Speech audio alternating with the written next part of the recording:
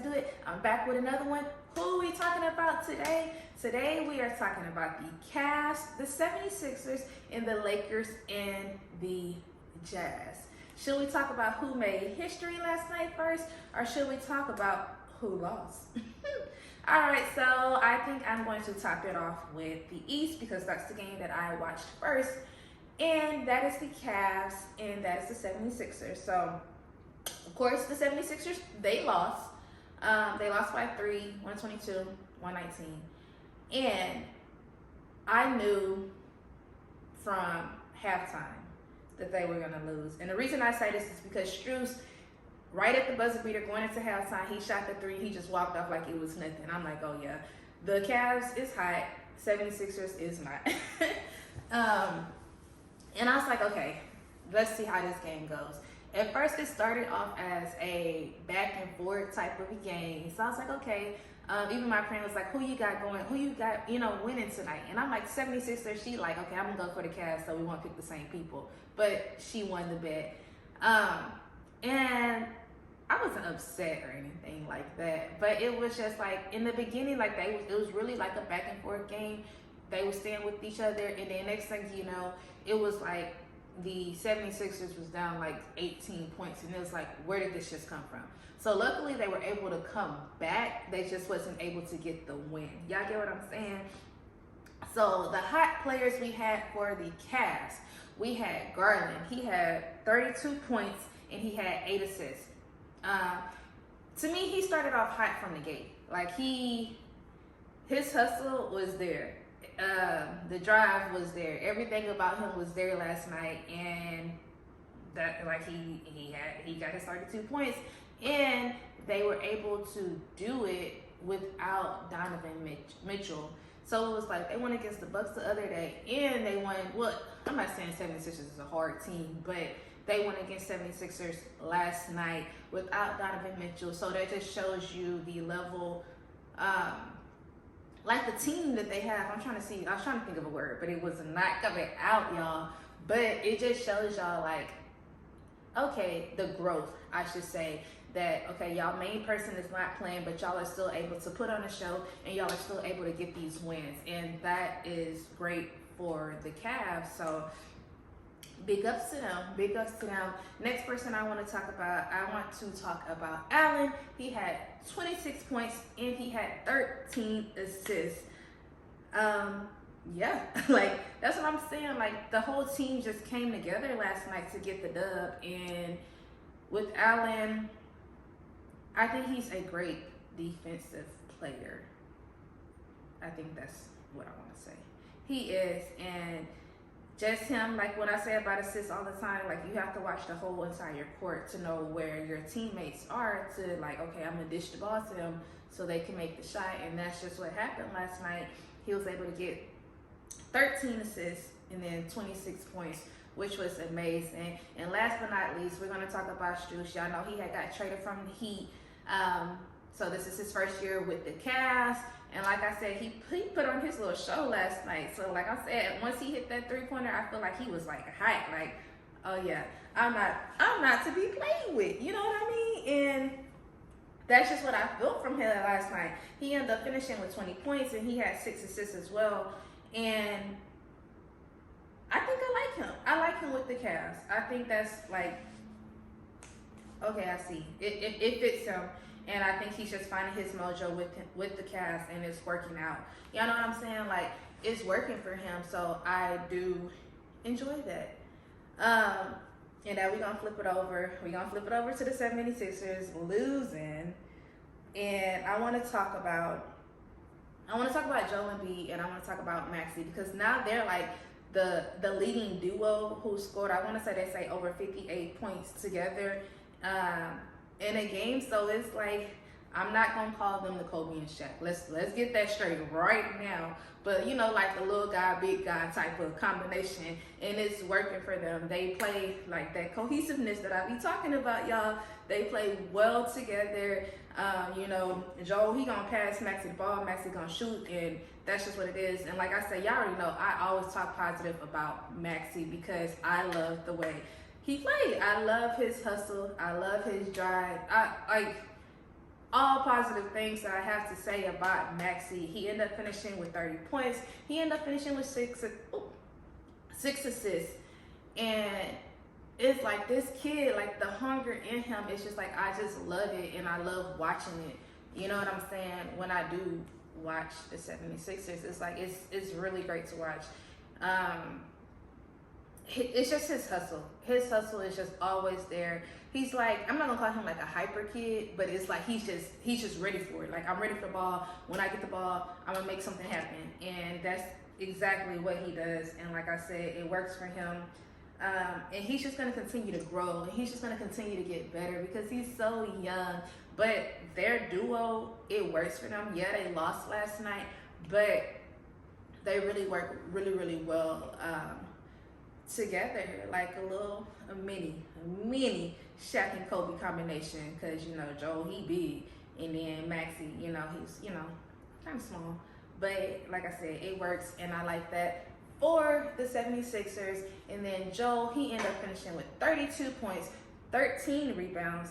To me, he always puts up big stats. He does have some games where he is off, so let's not get it twisted. But his rebounds are always up there. He's always gonna, his defense is there.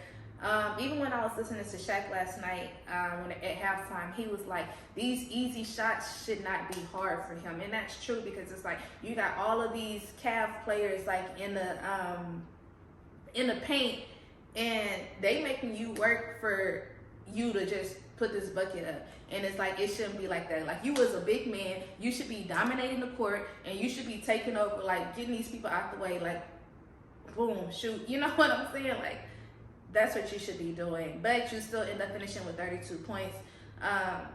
Still getting your own rebounds, putting it back up, or passing it out. Like, so big ups to you. And last but not least, we're gonna talk about Tobias Harris. He finished with 23 points. So those were the leaders of the 76ers. Like I said, they did not win, but they did come back from an 18-point, deficit. But it was no way y'all should have been down 18 points anyway, because y'all was neck and neck the whole entire game, and it was just like the lead just kept on like, ooh, getting larger and larger the whole time, and I'm just like, So yeah, y'all lost.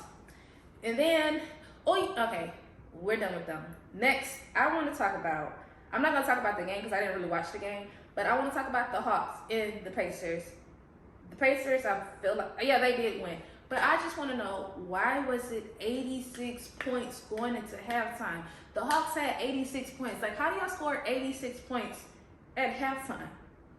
It's like, and then, don't quote me, but I want to say the score ended up being like 157 or 152 or something like that at the end of the game. And it's like, since when did the NBA start getting these high points? I remember like with Jordan and Kobe and stuff, the score used to be like, it wouldn't even get over 100 points. And it's like now 157, to me that's insane. Like, it's like, are the refs just calling fouls and people just shooting? Is defense not being played? Like, why is it 157 points? Because the time ain't changed in the game. It's still 12 minutes in a quarter.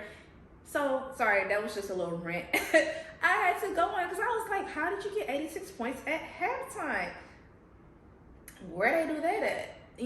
So I'm like, I don't know what's going on. Like, I just feel like these scores are just getting higher and higher every single year. But the time in the game is not changing.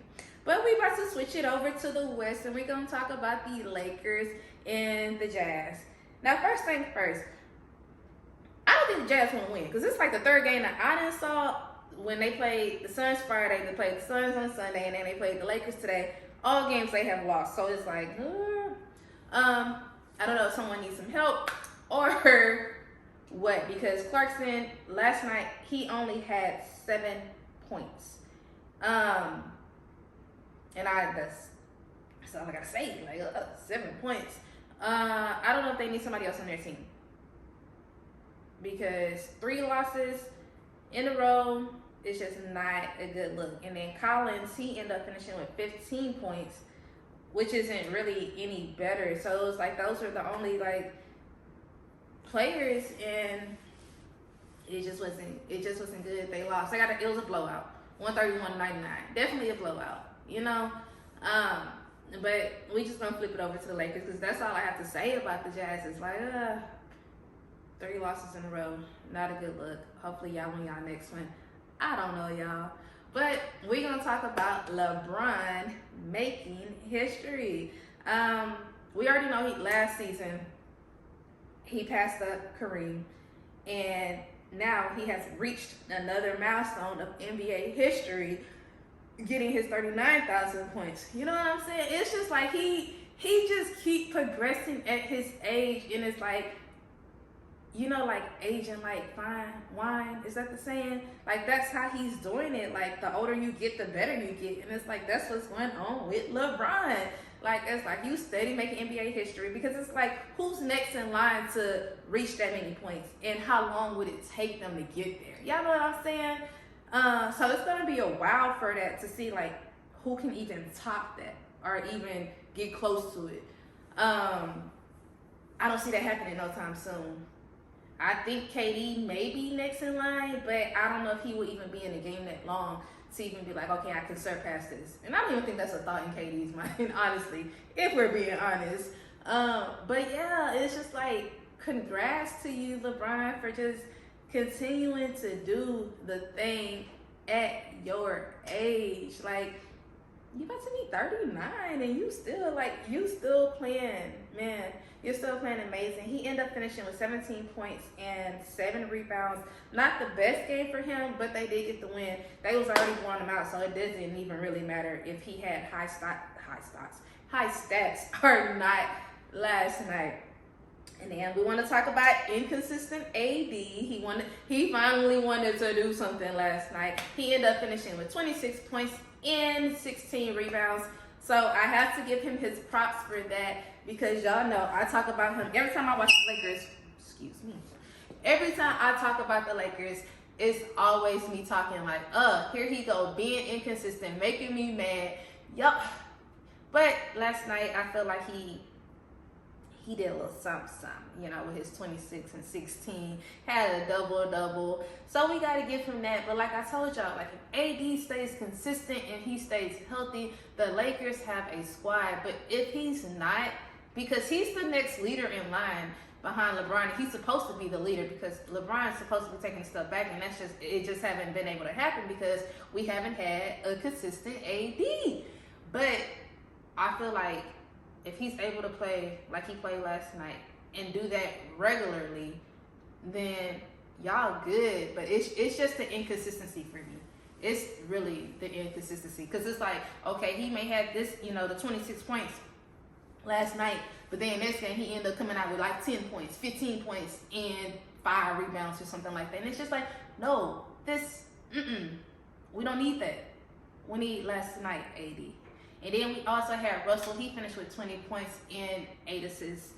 I feel like his consistency is starting to pick up. I feel like in the beginning of the season, even though it's still the beginning of the season, he started off a little rocky, but lately I think he's trying to find his groove. He's getting better.